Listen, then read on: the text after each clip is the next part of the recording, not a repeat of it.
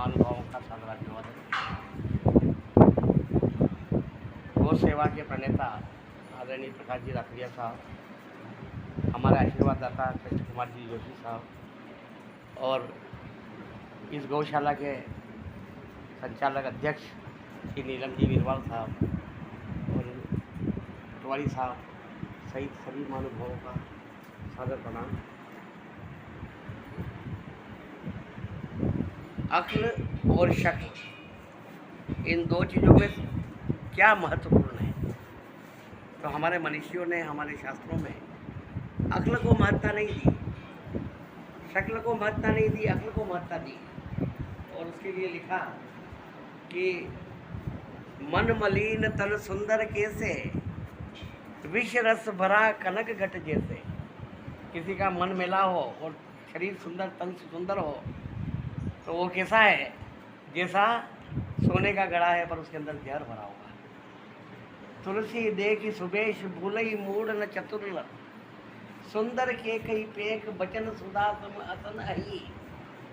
अच्छा वेश देख करके मूर्ख लोग भ्रमित हो जाते हैं, पर चतुर नहीं होते हैं। वो जान जाते हैं कि कितना सुंदर मोहर है, पर खाता क्या है? जहरीले सांप खाता है। बोलई मधुर बचन जिमी मोरा, खाई महा अई हृदय कठोरा। ऐसा कठोर हृदय है जो इसे जहरीले सांप खा जाता है, पर कितना मीठा बोलता है कि मोहर जैसी मीठी वाणी। पर तो काम कैसा है? तो इसको जितने भी सृष्टि में हमारे देश में महापुरुष हुए हैं वे सभी कुरूप हैं।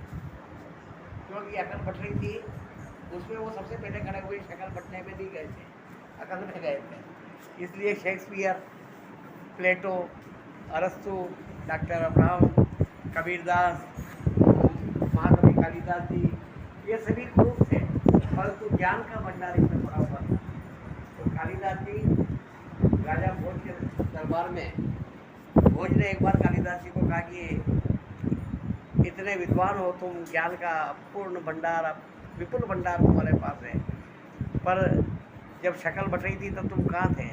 थोड़ा बहुत अगर तुम्हारा चेहरा सुंदर होता तो कितना अच्छा रहता। तब कालिदास जी ने कहा कि इनको उदाहरण देके बताना पड़ेगा।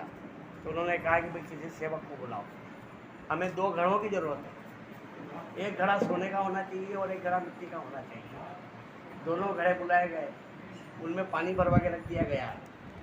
एक रात के बाद में अगले दिन सुबह में राजा से उन्होंने कहा कि इन दोनों घड़ों में पानी पी के देखो किसका पानी है। तो उनको मिट्टी के घड़े का पानी अच्छा लगा। सोने के घड़े का पानी गर्म था और मिट्टी के घड़े का पानी ठंडा और अच्छा था। तो उन्होंने कहा वो उपाध्यायी था, उसे देखिए कि वो वस्तु निर्मित सोने से है या मिट्टी से है, परंतु उसका उपयोगिता कितनी है उसको देखना चाहिए।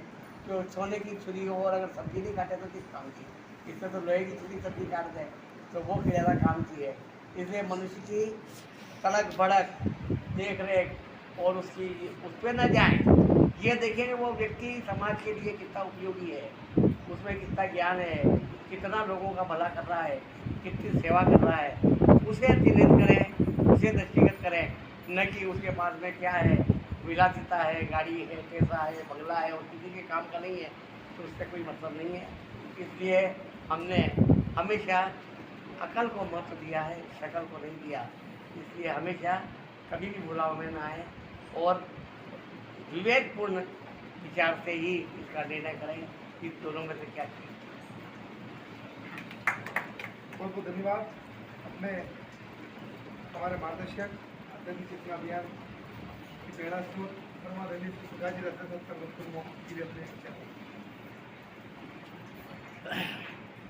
सिंपन कमल मुनि गौशाला के अध्यक्ष भाई वीरवाल जी,